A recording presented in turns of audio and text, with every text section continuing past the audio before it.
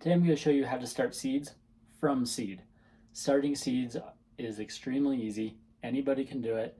It doesn't matter what your knowledge base is or how old or how young you are. Anybody can start seeds. Doesn't matter. You don't need to know anything for it. You just need a few basic supplies to get going. You will need some pots to put your seeds into. I like these 3-inch pots. They're much better than those smaller 1-inch pots that you see. The smaller pots, once the plants start growing, you just transplant them really fast, which just increases the chance that you'll damage the plant or damage the roots. So save yourself some time and hassle and just go straight to the 3-inch pots. That's what you're going to end up with anyways. So 3-inch pot, you'll need a fair amount of them. You will also need, if you're starting a lot of seeds, you'll need a seed tray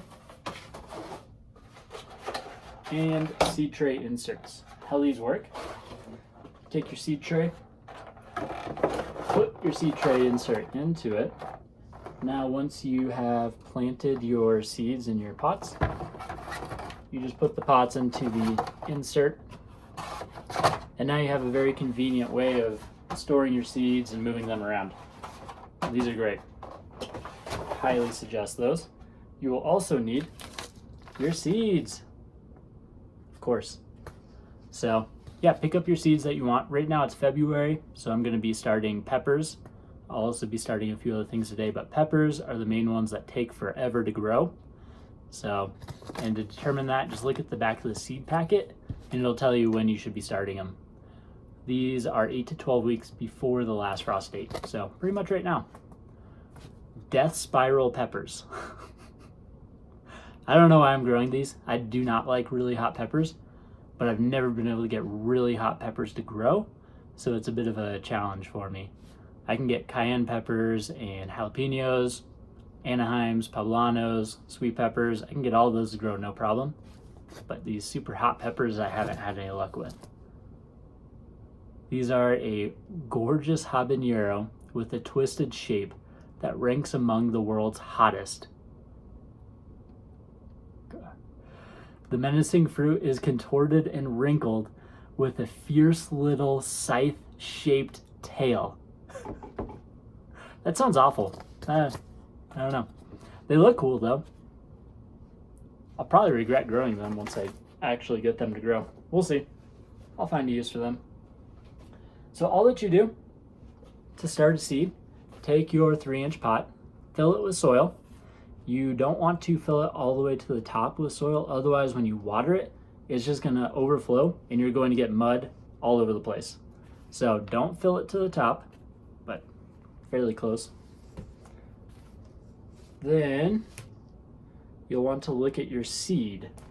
So to plant seeds, you generally want them fairly shallow depending on the type of seed. A good rule of thumb, look at your seed and you don't want it planted deeper than the height of the seed.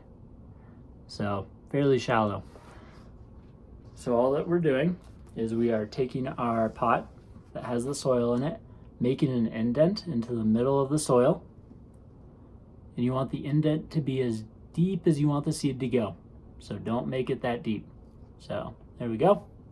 Next, take your seed, drop it into the indent, cover it with the soil.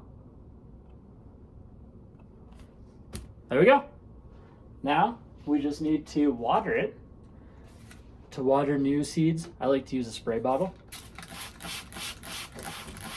You'll have to use a fair amount of water when you are planting a new seed since the soil is dry. It's going to take a lot of water to get that soil so it's not dry. But if you just take a bunch of water and like in a cup and pour it in there, it's going to overflow and that seed's going to get moved around, and it might get moved to the side of the pot, it might get moved totally outside of the pot. So I like the spray bottle. Spray it, put it in your seed tray. You can make a cool label for it if you want, which I highly suggest. If you think you will remember which seeds you planted where, you will not. Trust me, you will not. You'll remember for a day or two.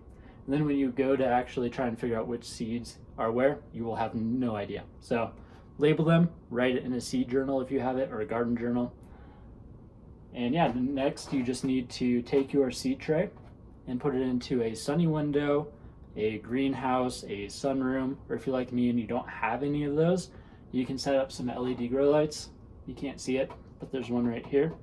So set up LED grow lights somewhere where you can put the seed trays, and yeah, then you just need to watch them grow and be patient. The other thing with starting seeds, you don't want to overwater the seeds. So it's natural to try and will your plants into growing faster by watering them more. That's not how this works. So don't do that. To determine when your seeds need to be watered again, look at the soil. So you want to look at the soil about once or twice a day. If the soil is dry to the touch, make a little indent on the side, then it's time to water it again. If it's still wet, don't water it again. You don't want your seeds to get too wet. So this goes for pretty much any plant too. So don't overwater it. Also don't underwater them. That's all there is to it. This is James with grass2veggies.com. If you like this, feel free to press the subscribe button, which is going to appear somewhere. I don't know where. Somewhere around here. Maybe there. Let's go with there. It's probably going to be over here now. Yeah, press the subscribe button and there'll be a lot more videos like this of how to grow your own food, basically. You can also visit my website at www.grass2veggies.com for a free how-to guide on how to grow your own food. Let me know if you guys have any questions. Happy planting. Have a great day.